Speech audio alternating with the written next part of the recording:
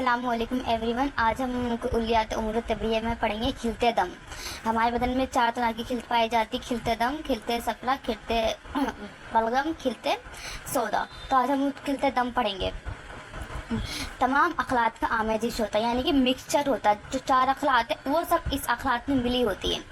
ये उरूक़ दमिया के अंदर होती है। जो उरूक़ दमिया है, ब्लड कैपिलरीज है, उनके अंदर पाया जाता है हमारे खिलते दम। सुर्ख रंग की होती है। अगर इसको देखेंगे तो ये हमारे देखने में सुर्ख यानी रेड कलर की होगी।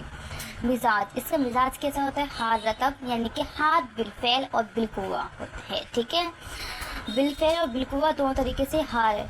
अक़साम, इसके टाइप्स देखेंगे। खिलते दम तभी, खिलते दम गैर तभी। तभी मतलब कि नॉर्मल, गैर तभी एबनॉर्मल। खिलते तभी के बारे में जानेंगे। जिगर में पैदा होता है और बदन के नाफे होता है, यानी कि बदन के फ़ायदेमंद होता है।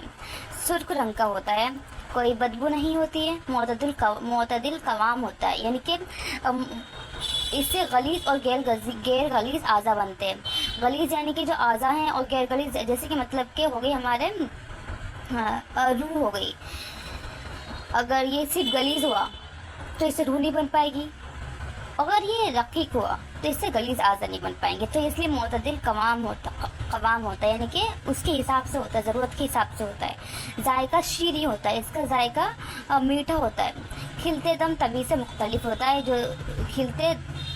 ये जो होता है खिलते दम तभी से मुख्तलिफ होता है हमारा कौन सा? खिलते दम गैर तभी।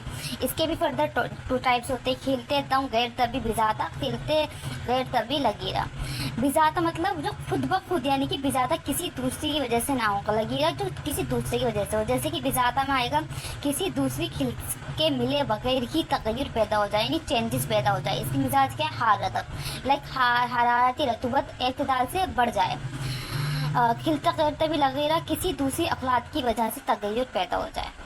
मुनाफे, वज़ाइफ, अफ़आल दम, तीनों का मतलब एक ही है कि इसके फंक्शंस। फर्स्ट, रूह की नकल व हमल। जो हमारा ऑक्सीजन है, ऑक्सीजन को कैरी करके आज़ा तक पहुंचाता है, टिश्यू तक पहुंचाता है।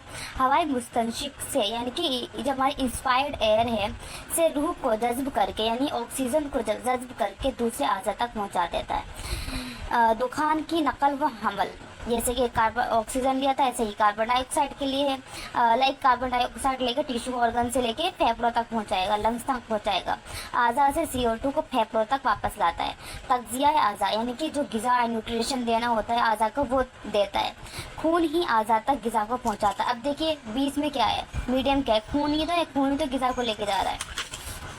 पहले बदरी का मतलब ट्रांसपोर्टेशन। खून के ज़रिए हयातीन और दीगर मुरक्कबात कीमाविया उन मकामात पर पहुँचते हैं जहाँ उनकी ज़रूरत होती है। एक जगह पर कोई चीज़ है और उसको दूसरी जगह किसी ऑर्गन को ज़रूरत है, तो खून के ज़रिए ही तो वो चीज़ जाएगी। तो पहले बदरी का में वो आता है। तवाज़ुन मा, यानी कि जो हमारा बॉडी के अंदर पानी पाया जाता है उसका बैलेंस, यानी होम्योस्टेसिस ऑफ वाटर, जिसमें माँ का तवाज़ुन बरकरार रखता है, मिनरल्स का भी रखता है। क़याम हरारत बदनिया, यानी जो हमारे एक बदन है, हमारे बदन का 98 से लेकर 99 डिग्री फ़ारेनहाइट हमारा टेम्परेचर रहता है ना, तो किस वजह से रहता है? वो ब्लड की वजह से रहता है, खून की वजह से रहता है। खून बदन को गर्म रखता है। क़याम हुस्न जमाला, बदन में हुस्न जमाल व रौनक पैदा करता है। खून देखिए, खून की वजह से हमारा खूबसूरती भी तो आती है ना बॉडी में। ये सारे किसके काम में? खिलते दम के काम में। शुक्रिया।